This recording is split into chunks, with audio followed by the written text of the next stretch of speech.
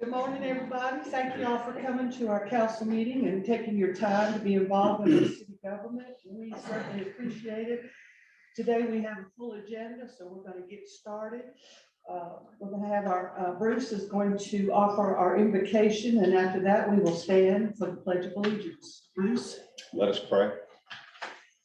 Heavenly Father, in our hearts we plan our course, but we pray that you establish our steps. Please guide us, Lord. We place this meeting in your hands. We place our hearts and our minds in your hands so that you may direct us. Amen. Thank you, Bruce. Okay. Allegiance to the flag of the United States of America and to the republic for which it stands, one nation, under God, indivisible, with liberty and justice for all. All right. Item 3 on our agenda is to approve the minutes from April 18th. I know you all have reviewed them. I need a motion to approve the minutes. So move.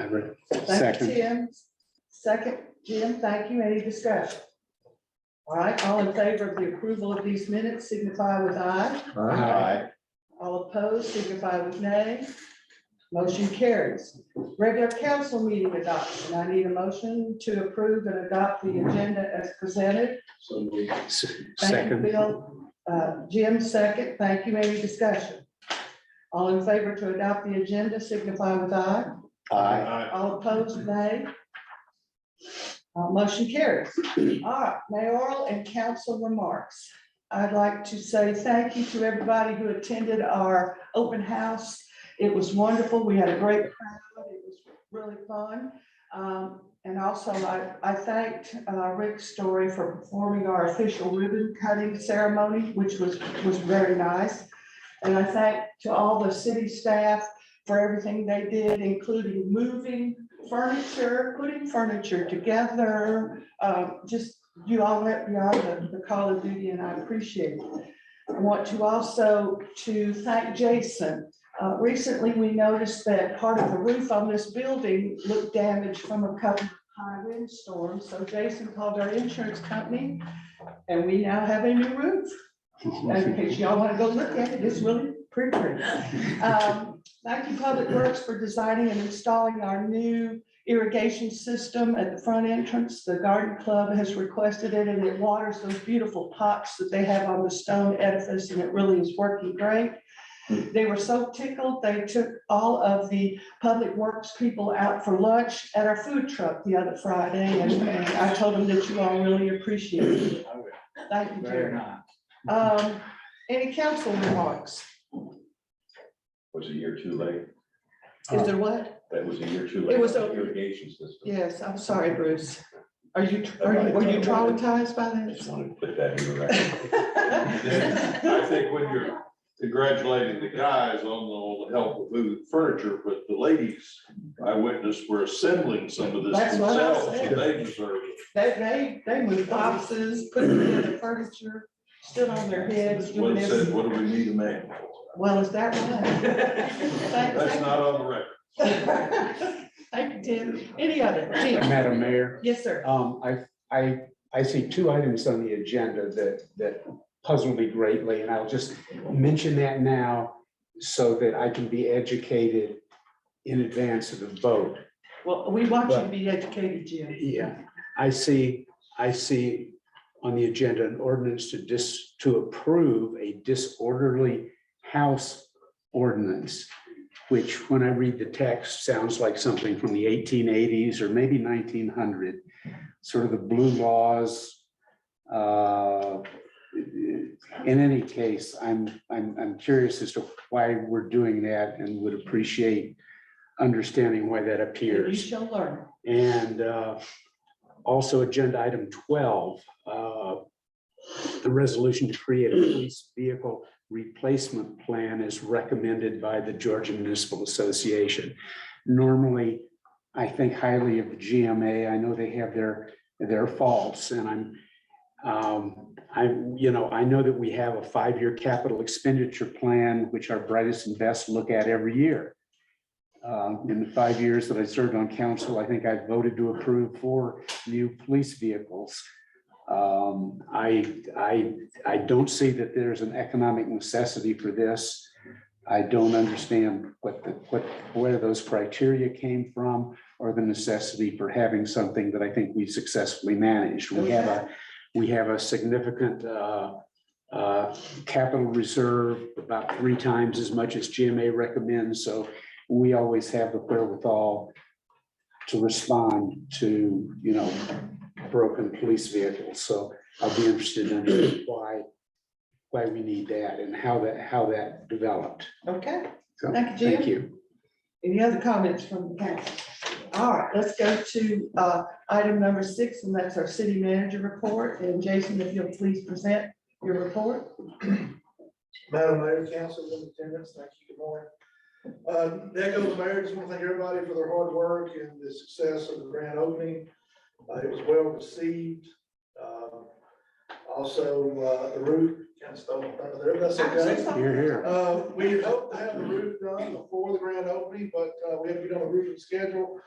Also, the goal was to have it done on a Saturday because it's very disruptive, but the roof was done. It was, we were able to get that covered through our insurance, which saved the city about $25,000, so thank you for that. So I believe we're 2 weeks away from the Independence Day. We're already planning for that. There's a really hearty lineup of things. Many of these things are free, from the duck race to the parade to the fireworks that night. So come one, come all, hot dogs. I want to thank the chief there in advance. They do a great job cooking those. And so we got those ordered. Sid Weber, as you all know, tickets, we have tickets here for sale for that. We are in the middle part of the year. I want to just kind of touch on some things. I know I've got my public works and my police here, but we are noticing an increase in population traffic, all the things accordingly. So just an observation there. Speaking of mid-year, I sent you all your monthly budget report. We are tracking a little over 50%, but that's expected. We continue to watch dollars, rising cost, but nothing to worry about as of yet. And then speaking of June, we've already began working up fiscal year 24. It's hard to believe, but it's never too early to get a jump on that. Once we should be getting some valuation numbers from the county next month. And once we get that, we'll kind of start, we get into budget mode. But anybody just want to bring that up. And then, as the mayor said, Food Truck Fridays have been a success. We've had some people reach out and say, hey, where's it at? We have been trying to market it that it is here at City Hall, but it's my understanding there are some people who are riding around the valley part of the city looking for it. So if anybody's watching, anybody may go back and see this. The Food Truck Fridays are here, 3608 Highway 246, right out here in the corner. And certainly it's great for folks that want to come support small business and get a good deal in the process. Let me just say this week's hamburgers and fish. Please Okay. come. And summer projects, as you probably noticed, the grass cutting, things like that. And then finally, I know in the past, we haven't had a meeting, I don't believe since, but I want to introduce Yulia Pavlovska. Let me put you on the spot there, Yulia, but she is our summer intern. She's been with us about a month now. She's been working with Sharon. If anybody's noticed, hopefully any improvements in some of the social media aspect, she's heard Sharon doing a great job, and just she'll be here with us for about I think early August. And these Independence Day shirts are for sale. Come get you one for the get going. They're $25. Kids are $20. We've had a robust sale. They're great. They have Uncle Sam, and he wants all of you to come to the Independence Day celebration. I've got to buy mine before it gets sold out. And I will stop there to keep the meeting going. Madam Mayor. Any comments or questions, council, for Jason? Anybody out here have a question or comment for Jason? All right, Jason, if you'll introduce your city department representatives for their reports. I will let, Public Works Director Jerry Show speak briefly, and then anything on the water side, our water coordinator, Cody English. Good morning, everybody. Hope everybody's doing good today, enjoying this rain that we sure do need a lot of it. But anyway, we have, been doing our summer duties, mowing, cutting grass. And also we've trying to keep pushing on the ditches and, getting them cleaned out. We blowed some culverts out. We'll continue doing that. I'm still one man down. It's cut back on some of the canopy clearing, but we're gonna continue on that. I just hired a guy a week ago, about a week ago Friday. Jerry, when will Ricky be back? Should be his last week of a week with no wait, so not definitely sure on that yet. He's having a problem. I don't know if it come from his prior issues with the cancer he had or what, but he's having a tough time of getting healed up and that kind of stuff. But been doing a lot of the 4th of July stuff, trying to get it prepared, and got a lot more to get took care of before we get there. Done some patching, paving. We'll be continuing doing some more of that. And the work orders that come in on a daily basis, I know a lot of people think, well, they've had that work order for a while, but we're gonna get to it. I mean, we got a list that gets pretty long, so we'll get it took care of. Thank you, Jerry. Questions or comments for Jerry, anybody? Thank you, Jerry. I just want to say how man Ricky McKay is who we're talking about. Ricky's a longtime employee with the city. He actually stepped in a hole about a month and a half ago, doing some leaf blowing, broke his ankle. And so he's had a hard, long recovery, and we wish him back. He does a great job for the city. So I just want to say that, y'all keep Ricky in your thoughts and prayers. He ended up with the surgery he had. He's got screws and his other leg already had it, so I'm sure he's having time, but talking to him, he's in good spirits and wants to come back now. He's ready to be back. Sure. Thank you, Jerry. Mr. Cody. Morning. Over the last few weeks, we've been pretty fortunate not to have many water leaks. We've had one water leak on Saddleback. It was actually, I was on vacation and Jerry and the crew got it done. And I want to say thanks to Jason because he was out late with us and brought some food to us. So Can I appreciate stop you that. here, Cody? Yes, ma'am. Y'all, these people who work for us, this was a regular work day. They were all leaving at 4:30, and I think the leak, they had to come back at 5 o'clock, and they stayed till almost 2 o'clock in the morning to get this done. So we are so blessed to have Yes, people, very thankful. dedicated people who work for us, y'all. Thank you, Cody. Yes, ma'am. You know, if it wasn't for that food that Jason brought, we wouldn't have. Yeah, Well, that's what happened. It was, it got us right on It was through. potato chips and apple pies. What's that called? Yes, sir. And this wasn't the first time that the guys have been working after dark. Right, so a big thanks to the crew. We've continued working with the ground penetrating radar. Still, that's gonna be a pretty long process, but that's gonna help out a bunch with the mapping of the water system. Over the next couple months, really all the way into fall, we're gonna be doing preventative maintenance on the well houses, the pressure reducing valves. We'll be replacing some old pipes in the well houses. Corrosion over time. They've been working well, so we need to keep them that way. We're also going to be upgrading and replacing some chemical injection pumps. We've had some issues with the ones we have, and we've had those and had them rebuilt several times. So we're going to have to do some assessment and some upgrades. So and that's all I've got. Any questions or comments for Cody? We're glad you're back from vacation. Yes, ma'am. I Thank just you. want to add, Madam Mayor, real Sure. quick, as you all may not know, Cody English, our water coordinator, has his water license. We brought that in-house. Just using the word deferred maintenance, we're moving forward and I'm proud of the work he's doing. We've got some big decisions we've got to make with our water system moving forward. We've got some great folks that are giving us some advisory and We take the water very serious. We've got great water in the city. And I'll just say that. Thank you. Thank you. Thank you. Jason, Also, Lieutenant Holmes, do you have anything you want to have on the police side? Okay, I did ask Lieutenant, put him on the spot to maybe talk a little about the disorderly house in a few minutes. Did you get a copy of that? I did. Okay. All right, well, thank you so much for that. Should be, Mr. Jim Power, code enforcement, building inspector, do you have anything you want to say briefly, sir? Yes, better come up here. Good morning, everybody. Last month, the building inspection department successfully relocated into the former area where the police department was, still back down to 3444. And got a nice big office for all my charts and maps and plans. We're still in the process of rolling out software for the permitting process. For years and years and years, we've done everything manually. We still have a few glitches we've got to tweak, but that should be coming on board soon.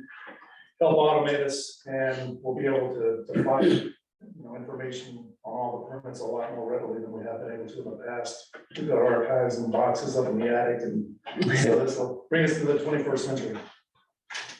Most of you, particularly those of you here, because you're showing a lot of interest in participating, you're probably on the Sky Valley News letter updates that we get, thanks to the communication department. 9/11 signs, you probably saw that the mapping department, Georgia mapping department, they're short-staffed and they're behind on being able to get those signs. So we referred everybody to Tropical Rays down in Clayton, and they're doing the same sign, same price, and that seems to be moving pretty smoothly. We still have a lot of residents out there that don't have signs. And again, for the first responders, it's so critical that we have that information. Year to date, I've issued 98 permits, and this is right on track. Year to date, basically last year, we issued 100, so we're too behind. But we ended up last year with 208 permits overall. The best year, believe it or not, was the first year of COVID, 265. So we'll figure that out. We have currently 4 new homes under construction. And last week I issued certificates of occupancy for a new build on LaBelle Circle. I also issued one on McClure. And I've got one pending in the next week to 10 days over on Bayberry. Wow. questions, comments? Yes, ma'am, Ms. Greenfelder. Joe, could Gail Greenfelder, 19 everything. Can you direct, if we come to the city, direct me to a spot where I can see this 9/11 sign thing? Because we're in a condominium and we're trying to figure out where to put this. So if somebody has one already erected, because I called, well, the mapping that, as you say, they didn't even return. We actually have a sample of one. Oh, you do? Right through this door, Oh, fantastic. Good job. behind door number 3. All right, but these people are great, Tropical Rays are. So, yeah, when you walk through the door, it's down on the floor, just to your right, it's a big green sign with white lettering. Thank you. Anybody else? You're calling it a 9/11 sign, but isn't it just the house number? Yeah, I mean, in the ordinance, it's 9/11, it's a requirement for 9/11 purposes. And Right, it's but it's the reflected. 9/11 sign, but it's my house number. Oh, it's your house number, I'm sorry. It's my house number. Yeah, everybody doesn't have 911. I'd like to add, this is very, very important, especially to the police department and the fire. Especially to all those, the first responders, because if they can't find your house, they can't say your house will burn it down, or if you've got somebody that's in cardiac arrest. And it needs to be out where you can see, if you follow the Jim's guidelines, it's out in front of your house where people can see it, and they should be able to see it in both directions. Because if the first responders miss it the first time, they turn around and come back, they shouldn't be able to see it in that direction too. Sharon, would you mind grabbing that copy while you're up of that sign? You just show it real quick. And I'm sure other vendors besides Tropical Rays, I know they're not the only one, but these signs, these address signs are almost identical. And they do have the ability to make these, and the mapping department has signed off on those as being, meet all their specifics, so just, Yeah, one most important thing they said was, has to be reflected. So that's very important, and they will make them two-sided for you, but most people have them on posts so that you need to. And I had asked about the condominium, that, and I think the answer was I didn't need a new permit because we have a sign that says Scioto.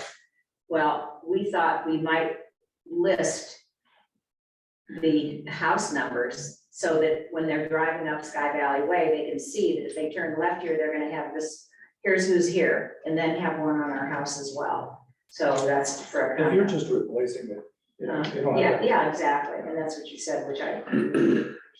And like Jason said, just to make it clear, you don't have to use tropical rays, you don't have to use the mining department. Some of the builders do it themselves.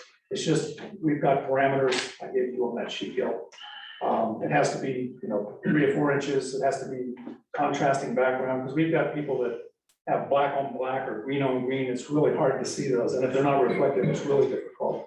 But I mean, we've got, some of you may have driven around and seen, we've got people with boulders with metal on it. I mean, so you can do whatever you want. It just has to, meet those guidelines. Someone from Zoom says that property owners should be reminded they do not have to buy new signs if you're already in compliance. Good point. That's everybody. Okay. All right, item 8 is our committee reports, and I cannot tell you how much the council and I appreciate all the citizens who volunteer on our committees and meet and help us do our job better. So with that said, I'm going to let Mr. Bruce talk about his special projects committee. Well, we've been working currently on the Independence Day celebration. We've got pretty much everything hammered out. The only thing I'm not clear on is, I know in the past, especially last year, we had the Yankee Doodle Dandy dogs. I think they've submitted that they do. Okay, so that's in play. Yeah, very good. So we're pretty much ready for the Independence Day. And then following that, we'll be working towards the Fall Fest. Which is what they. October 21st. Very good. Thank you.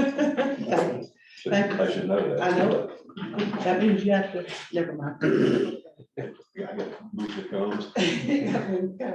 All right, now, Bill, would you talk a little bit about your upcoming mayoral advisory committee? That meeting is scheduled for this Thursday at 10 a.m. here. 2 items on the agenda is another follow-up as we have been exploring costs and options for a proposed sewer system for the valley.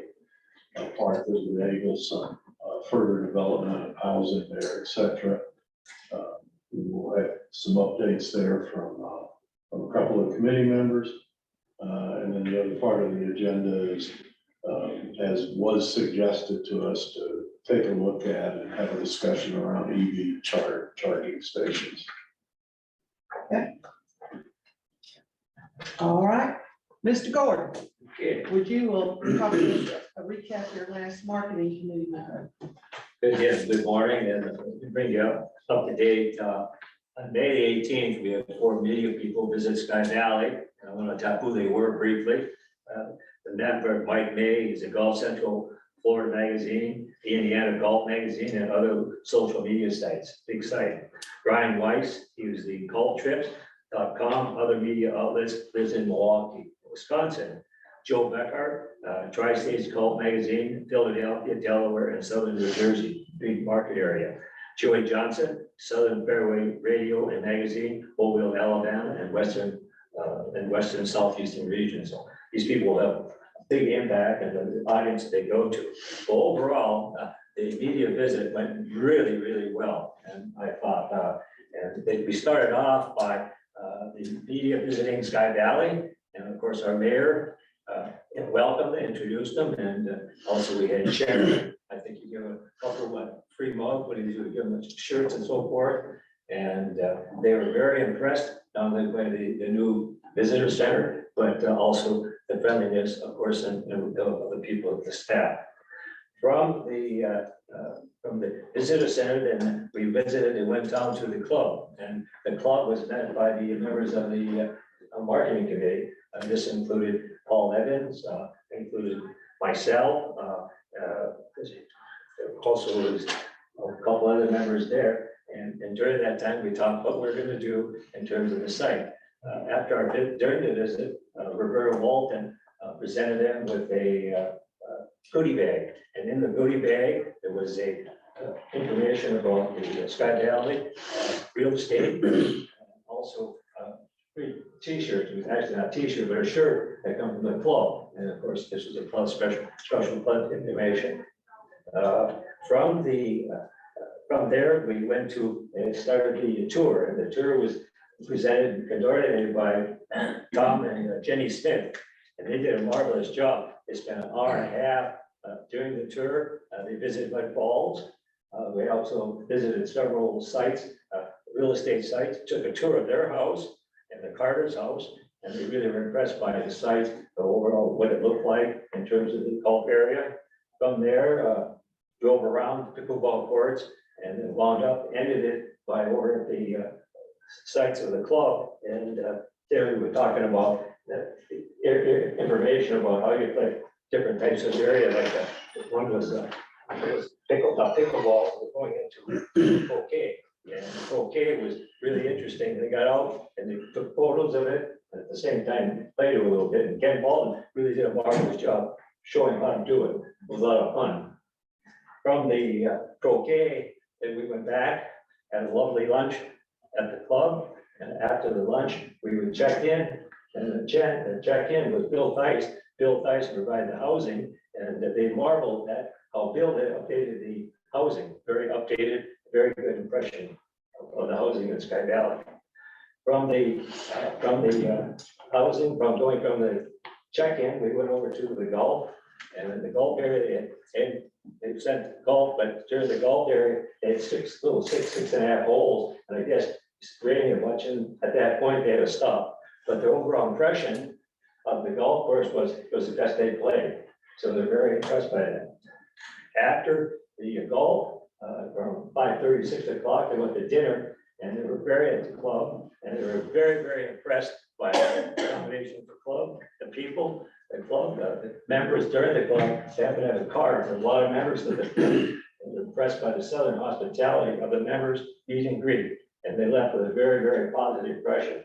Overall, the next day, talking to Doug about it, he said they were very impressed with Sky Valley, mountain friendliness and the people, so well done. To give you an example, just how important these things are, we had a recent comments from one of our area, Fred Altvater. Fred Altvater is a writer from the Michigan Golf Journal. The Michigan Golf Journal is a big site. He has over 100,000 members of that. And he visited us last year in his family. Well, he wrote a very nice article, or again, he just wrote a recent article in the June issue. I'll tell you what he had to say. It's coming here, June. As the summer, this is what he had to say. As the summer advances and the temperatures near the boiling point, the variation parts of the country, the mountains of northern Georgia stay cool in the summer. The best mountain golf along the eastern seaboard is not restricted to North Carolina, Tennessee, and Virginia. Georgia is often overlooked. You will be pleasantly surprised to know Sky Valley is one of 3 mountain courses to be found. Sky Valley is always well maintained, and the tee to green course conditions are exemplary. So we're getting to see this stuff. I mean, the over 100,000 and continuous, this kind of information you get a year later, positive. Other information we have done in terms of the club itself is the visitor map. We just have this approved. This is a visitor map of the area. It's called Visitor Map to the Blue Ridge Mountains of Northeast Georgia. There are still a lot of people, I question, that still like maps, hand-out maps. And this is like, surprisingly, of course, we had an ad in it, and this goes out to 220,000, I think, the publication. And it's a two-year issue. So you can maybe share and say a little bit about it in terms of Sharon is the one that updated the map. So these are things going on and what we're trying to do in the marketing committee. Any questions? What we're trying to do and have done? Thank you, Gordon. Very good. Thank you. Gordon, if you could refold that map. Oh, no, that's. Yeah, Very good. Thank you. Thank you, Gordon. All right, Planning and Zoning Commission, Dan, if you'll please do a summary of the workings of your commission on our short-term rental ordinance. Okay, I know it's been a long time, but we have been working very diligently on a short-term rental ordinance. This has involved meetings with fire, police, city of Clayton, Raven County. We've looked at ordinances from all of those entities as well as the city of Atlanta, trying to come up with something. We are very close. I had hoped that by this meeting, we would have already presented something to the city council.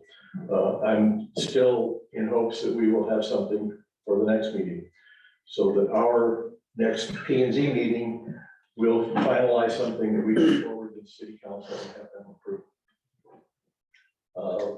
Last thing we've got to look at and get it tied in with our ordinance is that we're hoping to have some internet companies, at least one internet company that would help us monitor the short-term rentals that we have in Sky Valley. We want to make sure our ordinance complies with what we will be doing in that respect. So hopefully in the next 30 days. This is an internet-based company. Internet. Yeah, I'm sorry, internet-based company, yes. Comments, any other questions or comments from the council? Yes, sir, would you stand and say your name and your address and get mad with your question? Dale Fenwick, my 911 address is 36 Clear Trail. The version that's posted on the city's website right now, I think it's like from April, Definitely not final. and so there's gonna be another version Yes, before the next meeting. yes. Yeah, thanks. Thank you, Anybody Gary. else? Anybody else? Okay. When is the next meeting? It depends on when we get a final draft of that ordinance. Thank you, Diane. All right. Item 9 is new business, and this is where we consider approval of the ordinance to increase hotel motel tax from 5% to 8%, which constitutes our first reading. We had a public hearing this morning at 9 o'clock, and several of you early birds were here. We appreciate that. As Jason, you want to just do a real quick summary of what this is all about for those who are not here for the public hearing?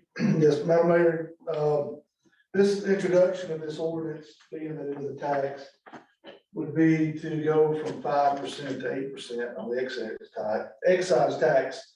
All of the other cities within Raven County, including Raven County, are doing this. This required approval by the General Assembly in the middle session this year. This has been approved, and this is really just the final step of that process to codify this ordinance to authorize this 8%. As I mentioned briefly in the public hearing, Georgia does have specifics on how that money can be earmarked. 3.58 would go to economic development, 3/8 would go towards the general fund for the city, and 1.58 would go towards your typical brick and mortar type activities. And so it just, and also kind of touch on what you mentioned in the public hearing, Councilor Curtis. In our last year, January to December 22, what we took in and what we put into the general fund for this year was approximately $60,000, with 1 mil being approximately 77,000 for this year's budget. As you touched on, that is true in that public hearing, that adds real dollars, and that almost replaces 1 mil that we were able to reduce down. So this does help the city. It does help reduce some of the burden of the tax, where by and large, the majority of our taxes are property taxes. This does help out. It does help out the city with other things as well. Okay. Any comments or questions from the council? So just to clarify, what are we doing now? Are we approving this or are we reading it again? This is It says first reading. Yes. This is an introduction of this ordinance. We're just discussing it. And then the next meeting, we'll have to have a special call meeting on the 27th which will be the second reading and adoption.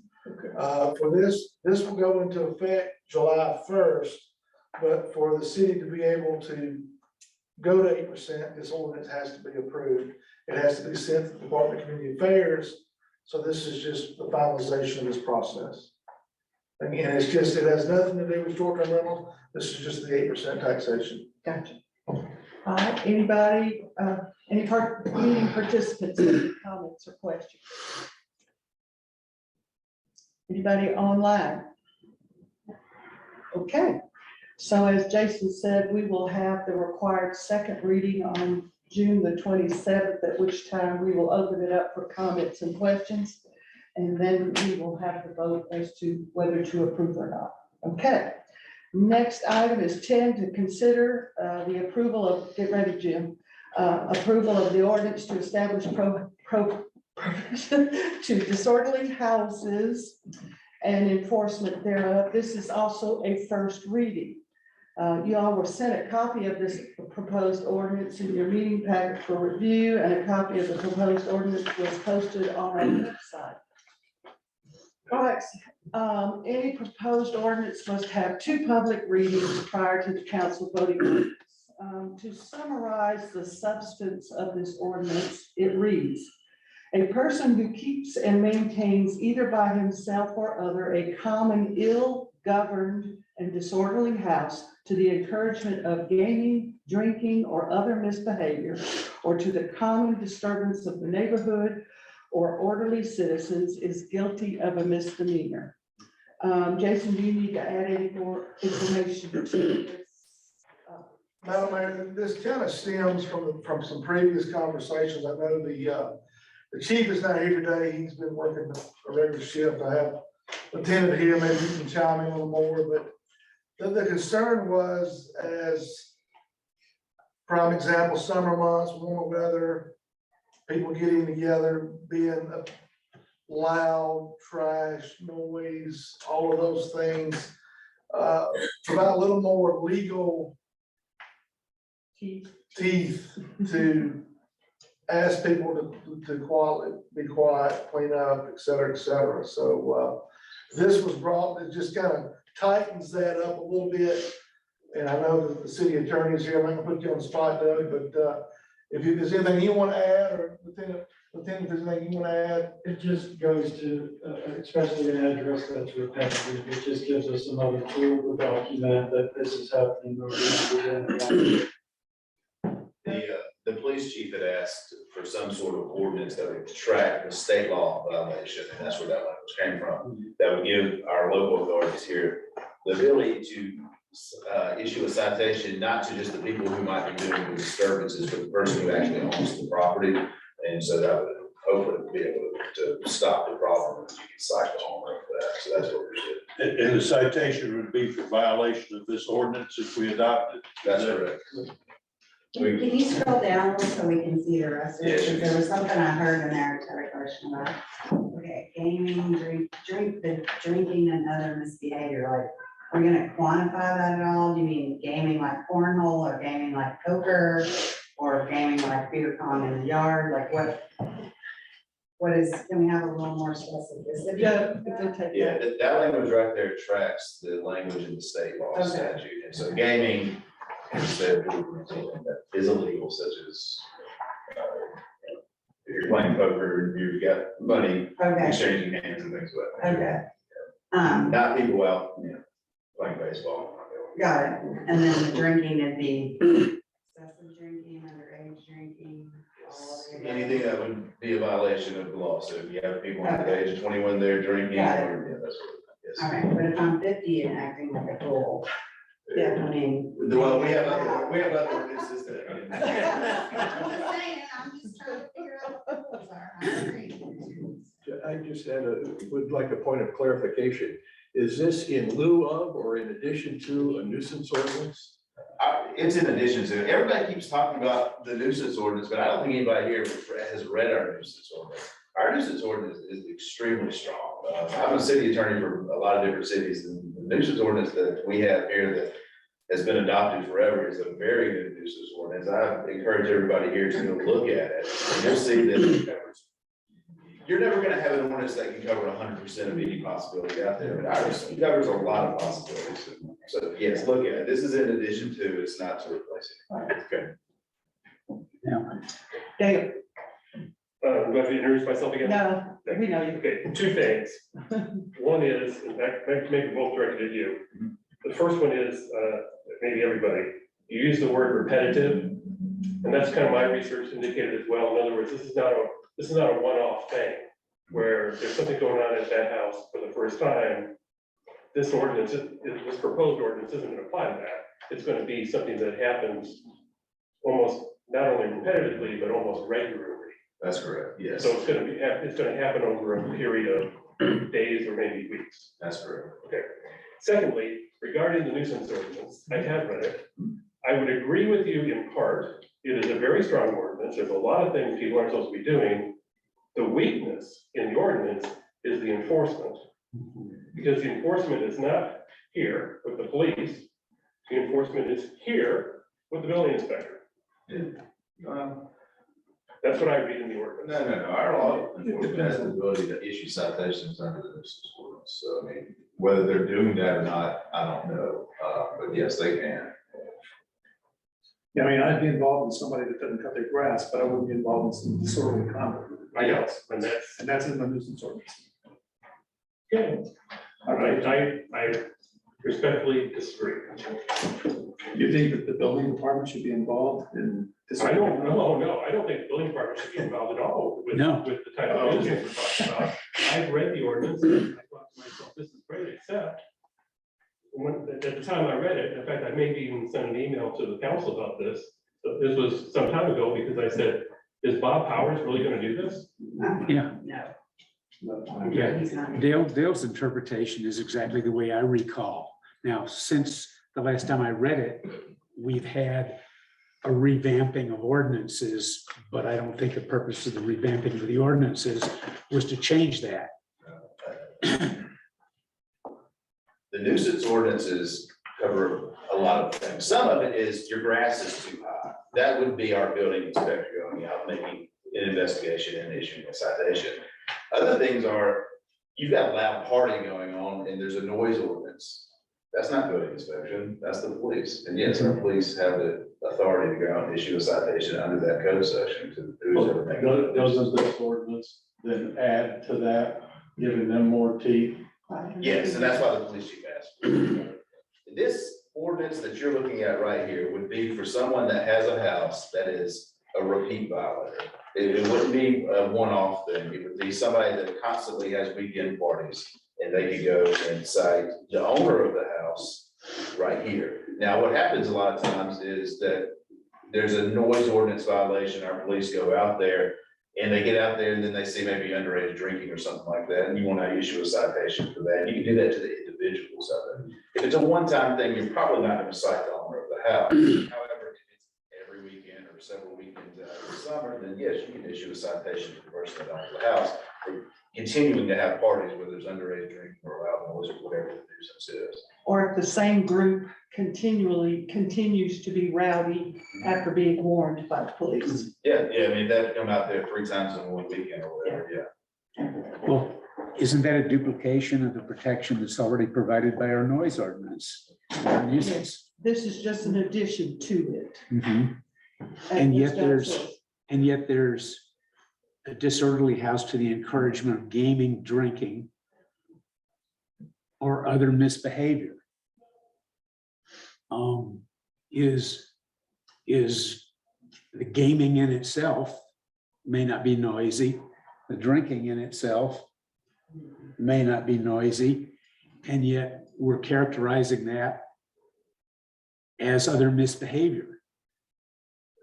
That language right there, Jim, is pulled from the state statute that's probably been on the books 100 years. It hasn't been challenged, it hasn't been overturned. We're just taking, because our municipal court doesn't have the legal authority to apply the state statute. You have to adopt a local ordinance of it. So that's what this is about. And that's why the police chief asked for it.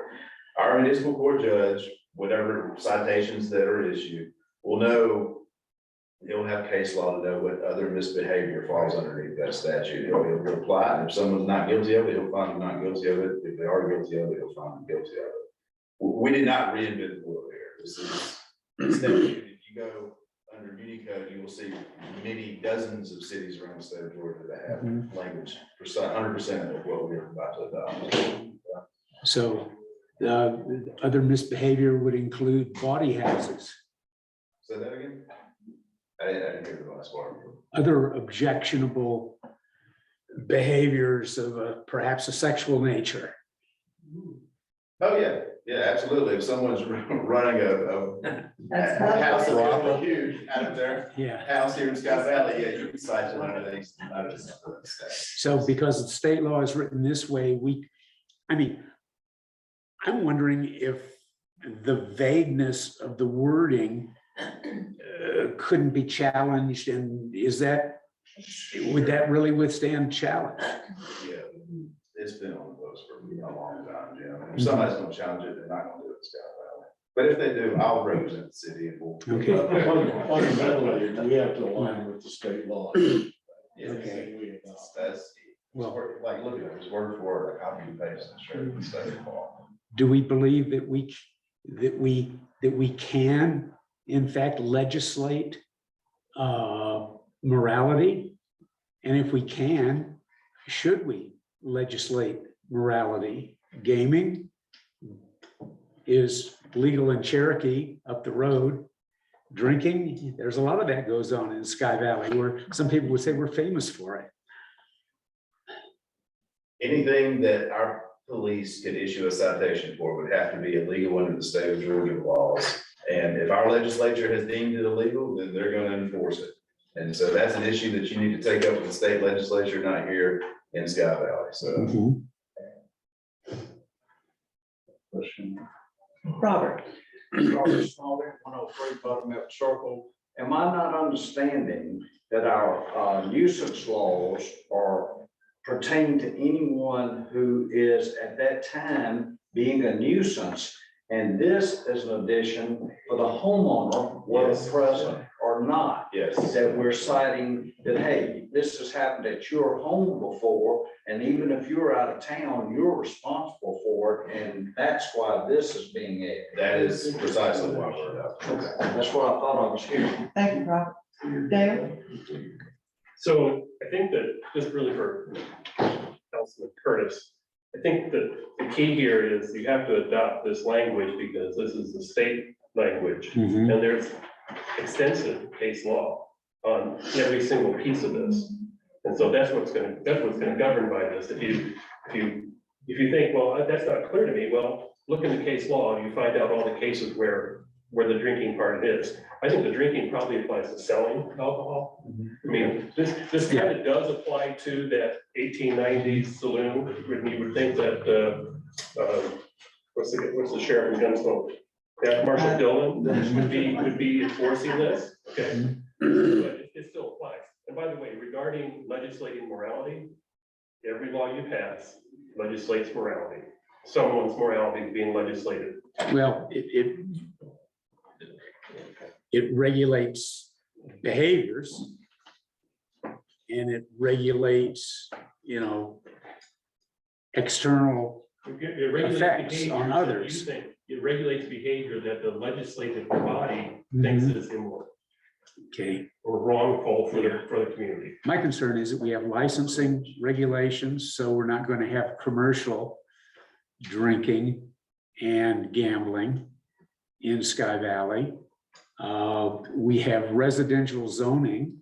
We know what residential is. We have noise ordinance. And I'm wondering, I wish the chief were here, Ron. He said it exactly. I beg your pardon? The way he said it, that gives us the ability to charge the homeowner who's not even here, never even maybe been here before. Okay, But the people that ran into are creating issues every weekend. Maybe we get his attention to screen a little better or whatever. say it again, the last part. If we cite the homeowner, they might not even realize there's been a problem because nobody's ever told them. Now they know that every weekend there's a party going on.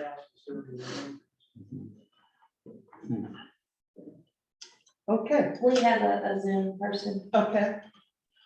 Hello. Hey. Oh, is that me?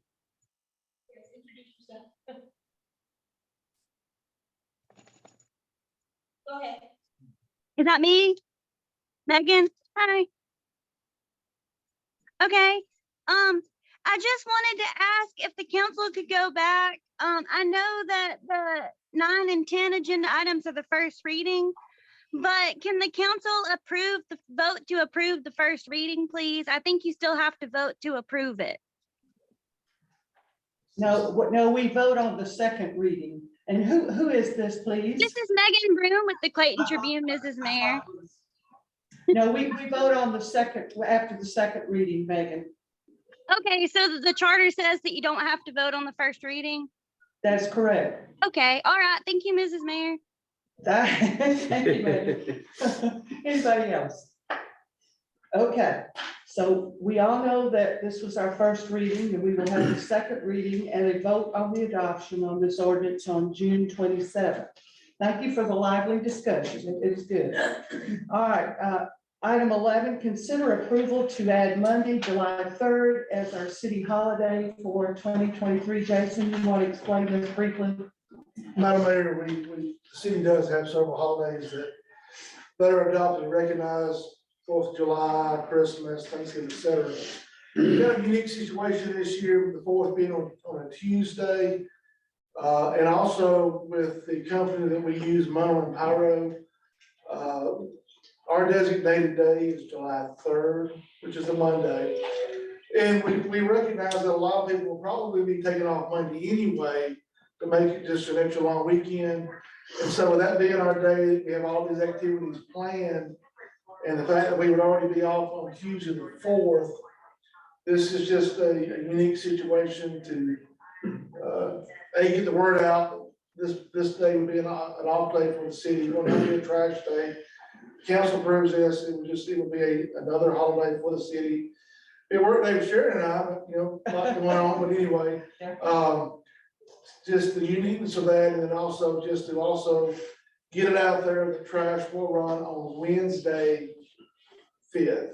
But the request is to have to authorize Monday the 3rd off, to coincide with the regularly scheduled Tuesday, July 4th. Okay. So that's the. Any questions or comments from the council? Any questions or comments from our participants? Any from online? Okay, I'll need a motion to approve the employee holiday. So moved. Well, all right, Jim, I was first, Tim was the second. Any discussion? All in favor to adopt this holiday, signify with aye. Aye. All opposed with nay. Motion carries. All right. Item number 12, consider approval of a resolution to create a police vehicle replacement plan as recommended by the Georgia Municipal Association. Jason, again, if you will, I know you inserted some documents into the packet for us to look at. If you can kind of describe the specifics of this agenda item. Madam Mayor, you do have a memo there from our letter from Steve Shields. He is our safety rep, GMA ACCG. And he has given us a list of, a lot of these are listed as recommendations, they're almost requirements, but on some of the things, and we have been enacting a lot of these. Some of this has been done administratively, but one of the things that he strongly recommended is that we actually create a police department vehicle replacement program. I know Councilor Curtis had asked questions about that.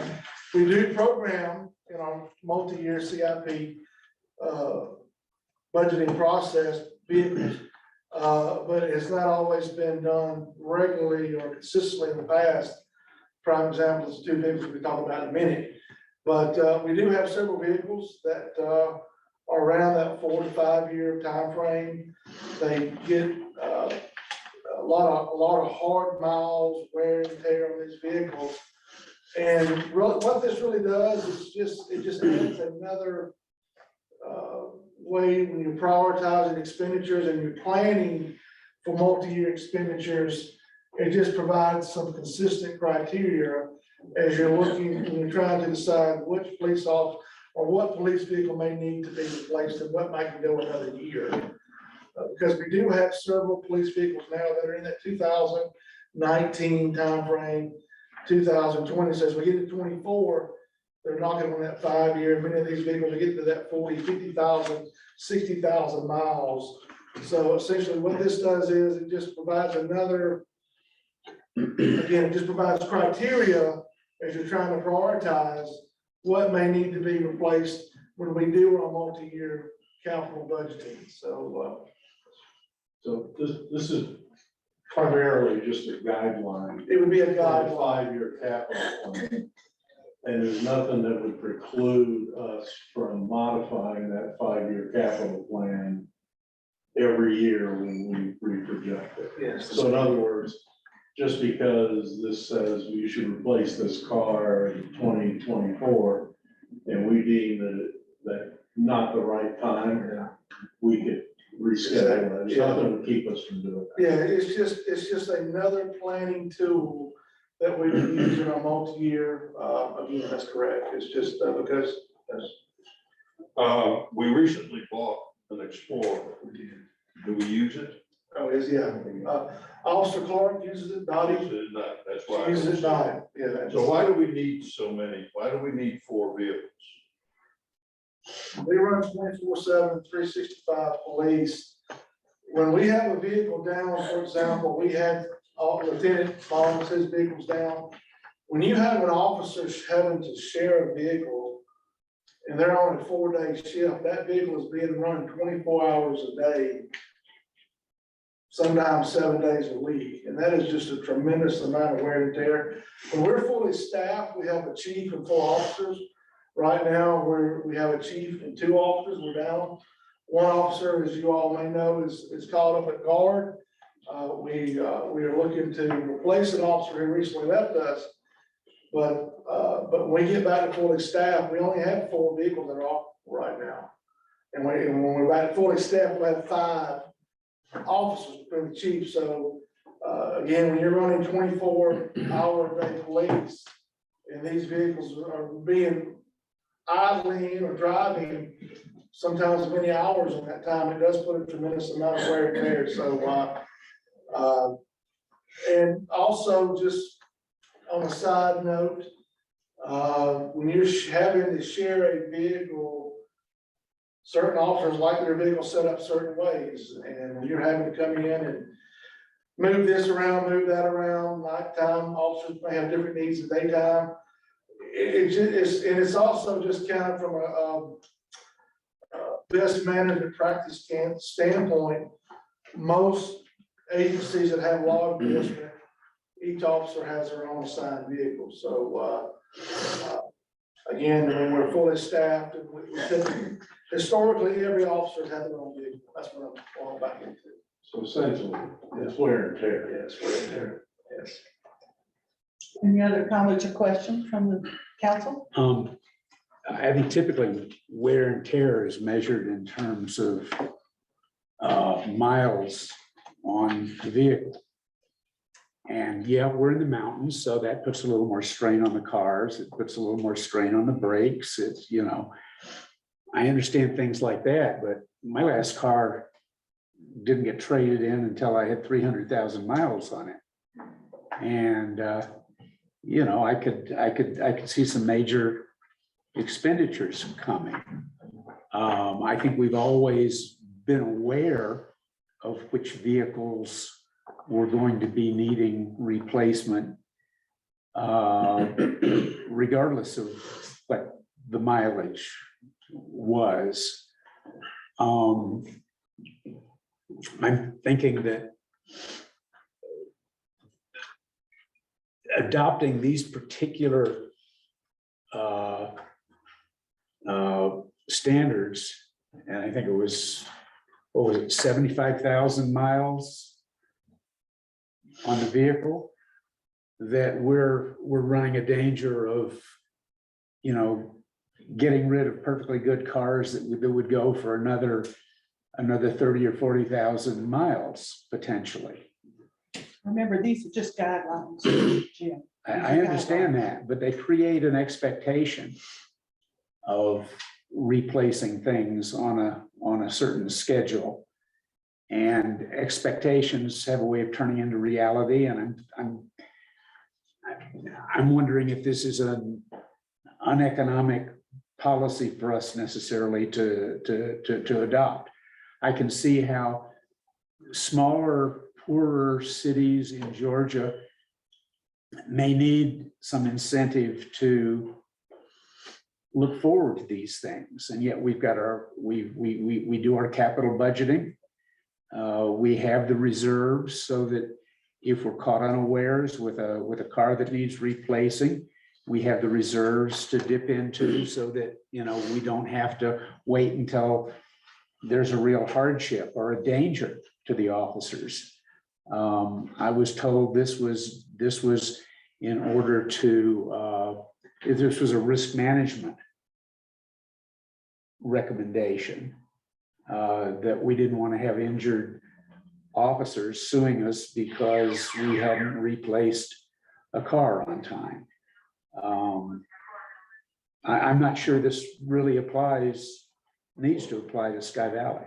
I hear what you're saying, but I don't really think we can equate a private vehicle mileage with a police car mileage. I mean, the wear and tear of a police car for 75,000 miles and your car, I think are understand. totally, If you, Madam Mayor, if you, like, for example, if you take your personal vehicle, you drive it to work and back every day, you keep it for 10 years, you might be driving that vehicle 30 minutes a day. These vehicles sometimes are idling hours. Lieutenant, correct me if I'm wrong. And one of the things we do that a lot of people don't know, and I think it's important for the citizenry to know, is that the maintenance and the parts, we have a lot of this maintenance we do in-house.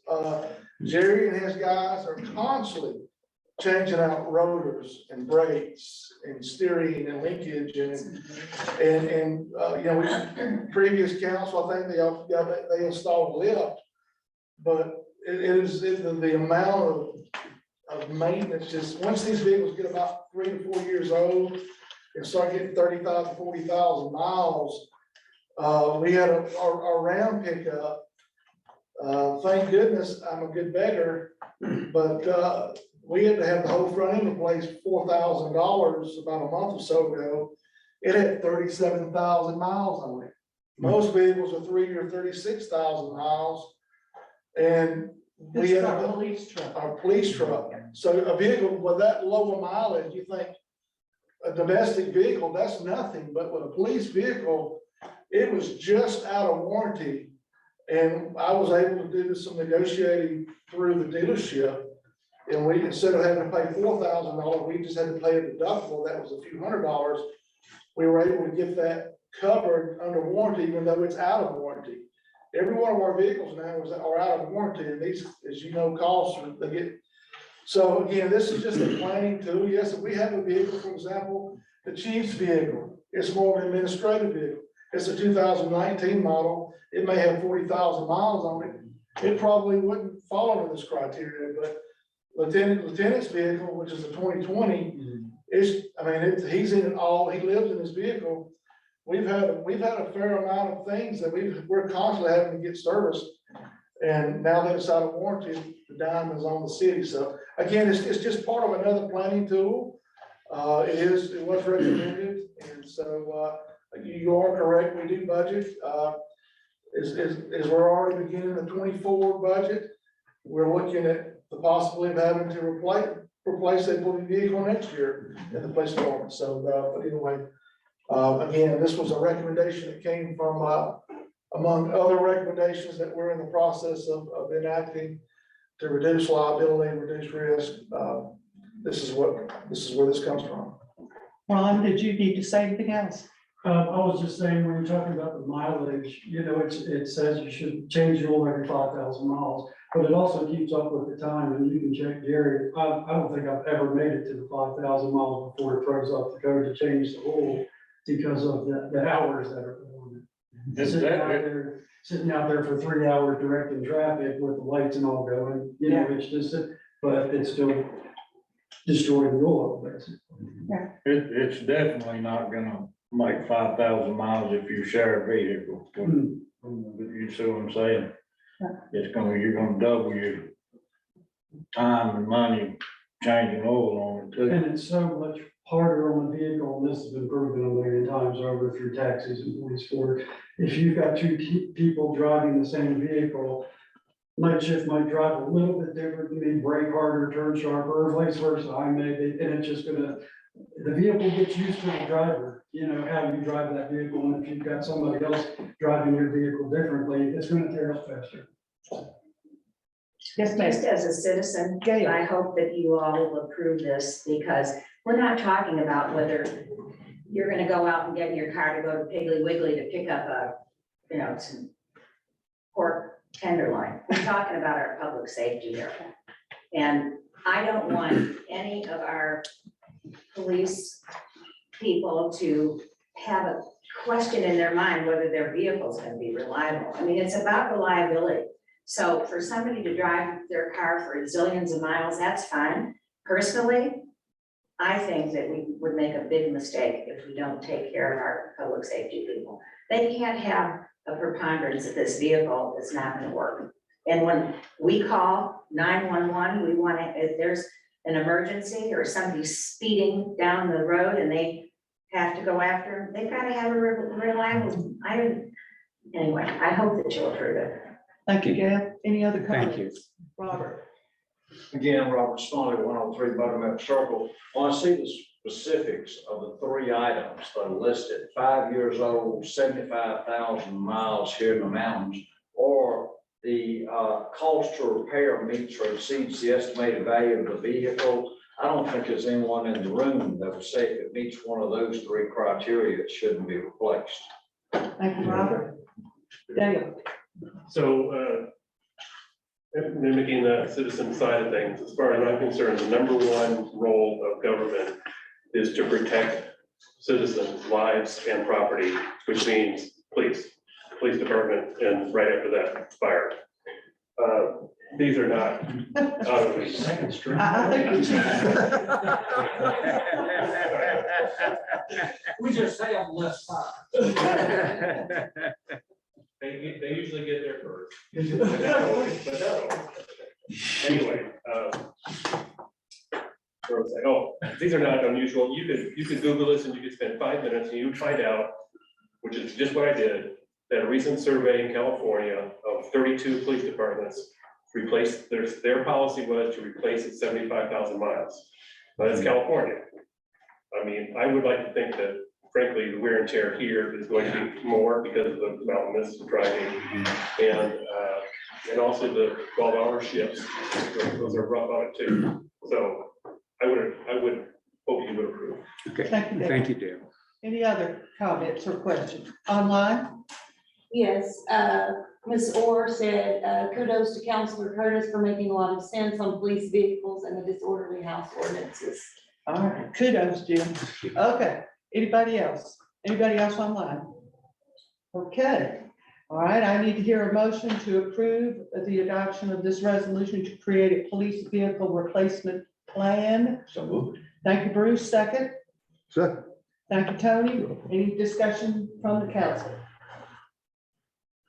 All right, all in favor to adopt the approval of this resolution, signify with aye. Aye. All opposed with nay. Motion carries. Thank you. Madam Mayor, may I ask Director a couple of questions relating to this letter from Mr. Shields to I will let you, Tim. the city? There were a couple of other things. One is a rollover bar on the John Deere tractor that he highlighted. There's some rollover protection. Have we fixed that? It's up in the top, that mower's not being run right now. When it goes back out, it'll have it on there. Okay, and then one of the things we've talked is the big kahuna is dealing with the in-ground trash containers. Correct. How do we, whose responsibility is to put together something on that? Is that? We actually have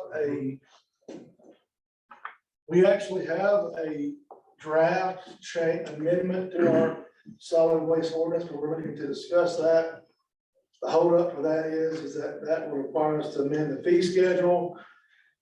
STR, we're trying to only bring that to you all at one time, so get ready, it's coming. You answered my. But I will say this, back when James Holbrooks was here, we were actually talking about this, and we were trying to come up with a program where to encourage people to do away with those in-ground cans because they are a liability, they are a safety hazard.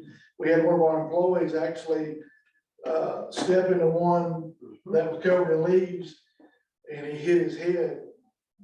Fortunately, he wasn't hurt, but we were talking about actually coming in and bringing in our skid steer or something and basically crushing them down and covering them up with dirt. So we, but that is something we're gonna have to do because they are a liability, these in-ground cans. They get full of water, they get infested with vermin, snakes, spiders. Okay, I think the other question is to you, Cody, missing locks on climb preventer storage space. So that has been fixed.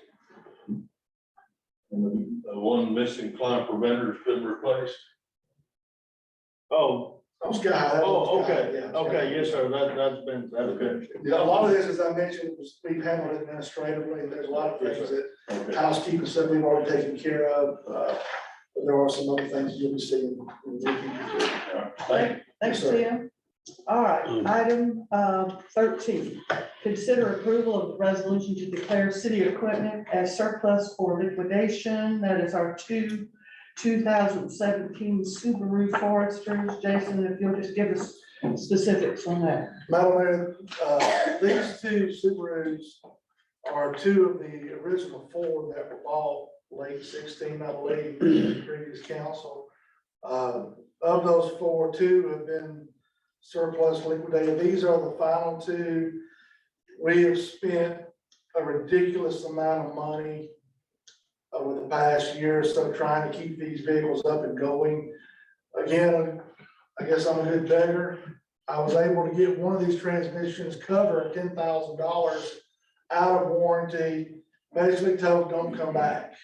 And so that transmission, the 6-month warranty, whatever they gave us on that thing, it's out. Both these vehicles, 70,000 miles. You've got a list there. I just added for due diligence and just for transparency, all of the trouble codes. If you have trouble sleeping at night, look, Google those. But both of those Subarus, of course, I don't want to say too much because we're going to be trying to surplus, we're going to get top dollar. But they are terminal. And so they exceed this criteria that we just discussed. And so we had great success, as you all may have. We surplused a couple of items of the previous meeting. I think we expected to get 10,000 on something, we got double that. So Gov Deals is a service we've been using and we've had a lot of success. So the thought would be if we could go ahead and surplus these two vehicles, set that money aside, and then maybe as we get into fiscal year 24, we can utilize some of those funds for a replacement vehicle. But they have absolutely exceeded their lifespan, and I really don't think we need to put one more dime into them. I'd like to note that Jason has done exceptionally well on his job description and his job. Add beggar to that. I beg real well. When I call these Any other questions? Jason, these two Subarus, they're not counted in the active fleet that we now have. These are already. They're still active, but they're non-operational. So, yeah, but they're not among the ones that we currently use. They are surplus at this point. That by default, they are the fact they're not running. This just officially gives us the ability to liquidate them and get rid of them. They're out of use. They are absolutely out of use. Perfect. That's what I need to know. Any other? Madam Mayor, Yes, sir. I move that we declare the last two Subarus to be surplus. Okay, well, we're going to vote on that in just a bit. So you're giving us the first motion. All right. Any other discussion in our participants? Anybody online? Do you want to buy one? Anybody want to buy one? It doesn't roll. Well, they do crank. And everything, but they just have a little problem going. Yeah. Engines are in great shape, by the way. Yeah. And not just transmission. All right, I need a second. Second. Thank you, Tim. Any discussion on the council?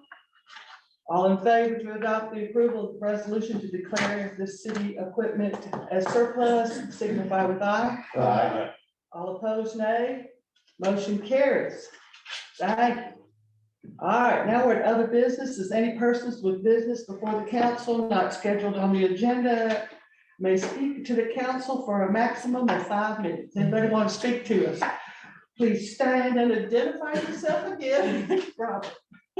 Buttermilk Circle, I know that. Robert Smalley, 103 Buttermilk Circle. I want to commend Dale Fenwick for posting on the Sky Valley, I think, Facebook page regarding golf carts on our city highways, or where he was telling the owners, check your insurance policies, because it's probably not covering you if you're not driving your golf cart on the golf course, that you need a specific addendum to your insurance policies. And it occurred to me as I was sitting here, I think we in the city should, as our approval of these golf carts, make sure that they're getting this addendum, because I, as a citizen of my car, don't want to have an accident with a golf cart and find out they're not insured. Right. So that just came to mind. Thank you, Robert. And Mayor, as the I was sitting city, here. the city is looking into changing the certification process for golf carts to make it yearly. And that is also part of a change in our fee schedule, which Jason alluded to, but thank you. Yes, Very good. we are. Dennis? Dale Fenwick, 36 Big Bear Trail. You know, I just happened to see that article and it just prompted my mind that a lot of people don't, not only in this community, but others that I'm in. I think it's a requirement to get the original registration. You have to show insurance, Right, but there's no ongoing exactly. aspect of it. Okay, so regarding the, you talked about it earlier, the injury, the broken ankle. Does the city have a light duty policy? We do, I really can't get into too much because of HIPAA laws, but, he's just not in a Just position. saying, I'm not Yeah, asking- we do have a policy, yeah, You do have light, it just occurred to me, Yeah. this risk management is my world, so, and light duty is a great thing to have, and just occurred to me to ask everybody. And I actually had a follow-up regarding the in-ground garbage cans, that I remember my very first council meeting, 3+ years ago, it was discussed the program to gradually get rid of those things and crush them. When I was doing my work, I took the opportunity when they were there with the little backhoe to pull them out. So anyway, you should tell people, pull them out and you'll take them away, right? Yes. You'll take them away. Okay, anyway. I wanted to thank, I guess it was Bruce, for referring to it as Independence Day rather than the actual date.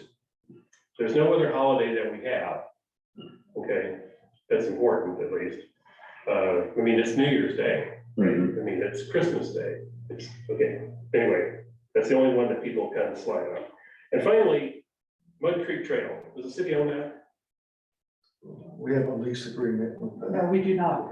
We lease it. We lease it. Are we responsible for maintenance? Yes. Yes.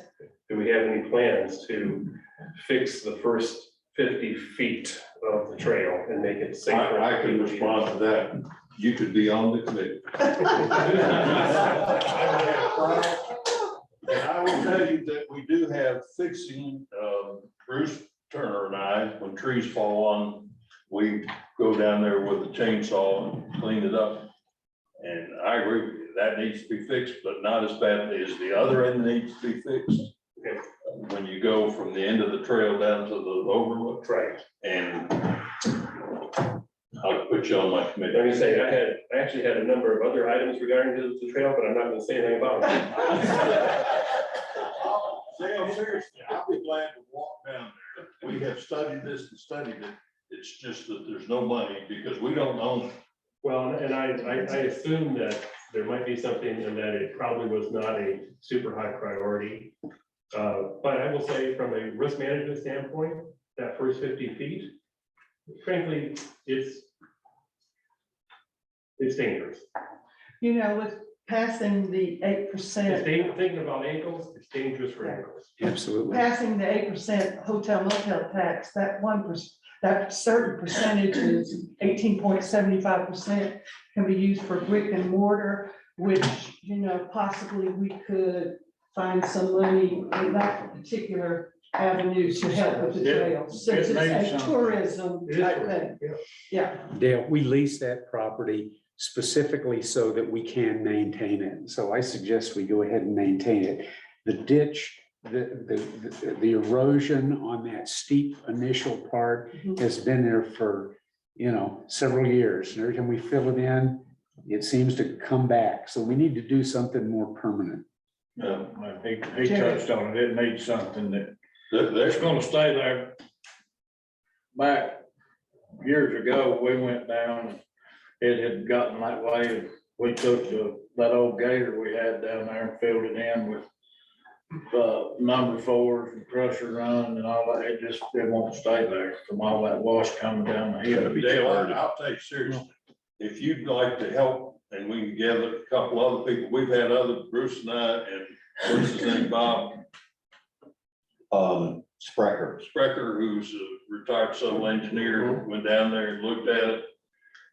There is a plan to divert the water at the very top. There's remnants of an old ditch to try to get the water to go down there. But then there's recommendations about putting steps, not a ramp. Right. All kinds of things, but I'm telling you, the other end is equally as bad. Yeah. But we don't get people just going down and looking at the falls down there. I think Dan's raising his hand to volunteer too, aren't you? No. You're talking risk management. I know the city does not own the covered bridge. No. But walking across the 2x12 to get to the covered bridge, and everybody that goes down the Creek Trail does that. The 2x12 is gone. Is it gone? And it has been going for I haven't some been down time. there in a while, I admit, but And that You is know, that's- private property, yeah. that's private property, but And we it's- have- that's where the trail winds up Right. and everybody tries to get over there and it's dangerous. Yes, it is. I mean, just being on the covered bridge, I mean, the roof has been breached. It's in disrepair. Yeah. Is it in the city, the bridge? Pardon me? Yeah. Okay. We don't own any of that. I was It's wondering, private. then- No, wait, your question wasn't whether the city owned it. Is it No, within the city within the limits? city limits, could it Okay. be condemned? That's what I was really It is in referring the to. city limits. If it's within the city limits, Doug, it's Doug, already. you want to answer that? Yes, you could condemn it under our nuisance ordinance. There you go. It is. Well, the question is, if we condemn it, can we then repair it? Repair what? The covered bridge. The covered bridge, so that we can preserve it as an important part of the Sky We don't Valley own history, it. but we don't own Can it. you, And we don't lease it could you either. use eminent Mhm. domain in that? Who owns it? I know some If you corporation. condemn it to fix it, then the liability is gonna be on us, man. It's like Dillard, something LLC. Sounds like we need to send the It's- owner a nuisance letter. Like that house on Yeah, Sugar Bush. Sugar Bush. Yep, that's how we did that. Yep. We will get with our attorney and see what we can do. I think that's a good suggestion, But it may be Certainly don't possible want to get anybody hurt. permission to improve it. if they pay for it. Well, let's ask them. Would we be willing to pay for I think we need to go through the process. it? Okay. Put it in writing to them and asking them to repair it. I Otherwise. quite frankly would be scared to death doing that. Repair it and My improve liability access is- to it. Yeah, too great. Well, I know they kept putting up the no trespassing signs, but, I think they thought that. That's an invitation. Yeah, it is. It's like wet paint. huh? If it's condemned, Doug, and then we fix it, does that put it under our liability? No, there's a state statute condemning it. You can condemn it. And the statute says you can tear something down in that said structure. I'll have to double check to see if you could actually just go in and fix it. But either way, if you tore it down, the cost, you can place a lien on the property and stuff like that.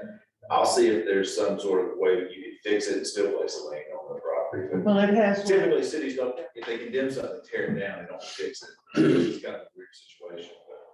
Plus, it's got a very deep moat around it. Very good. Yeah, it's very dangerous. Well, that's one of the things that needs to be fixed. And my interest in that is that while the waterfall trail is a very popular trail. It's an out and back thing. And the fact is that across that bridge is another trail which goes all the way up to connect to the end of Scotland Lane. So we could dramatically expand that hiking opportunity to go back up into Sky Valley and gain more access for the people of Sky Valley to walk to the waterfall trail without having to drive down and park. True, Jim. Good point. Any other comments? We're gonna put you in charge of that, Jim. Okay. Thank you all for participating. Thank you all for your good suggestions and your questions. At this point, I need to hear a motion to adjourn this meeting. Motion to adjourn. Second. All in favor? Signify with aye. All opposed? Thank y'all. Have a great day. Give them 4 ratings.